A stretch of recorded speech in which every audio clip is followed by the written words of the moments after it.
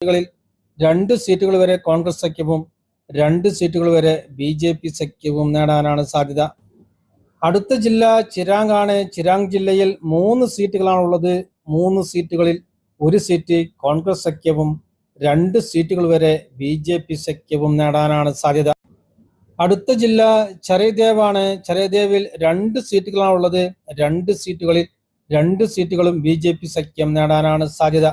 മറ്റു കക്ഷികൾക്ക് അവിടെ സീറ്റുകൾ നേടാൻ സാധ്യതയില്ല.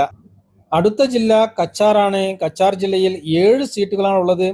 7 സീറ്റുകളിൽ 3 സീറ്റുകൾ വരെ കോൺഗ്രസ് സഖ്യവും 4 സീറ്റുകൾ വരെ BJP സഖ്യവും നേടാനാണ് സാധ്യത. അസാം നിയമസഭയിലെ ആകെയുള്ള 126 സീറ്റുകളിൽ 59 സീറ്റുകൾ വരെ കോൺഗ്രസ് സഖ്യവും 65 സീറ്റുകൾ വരെ BJP സഖ്യവും 2 സീറ്റുകൾ വരെ മറ്റു കക്ഷികളും നേടാനാണ് സാധ്യത.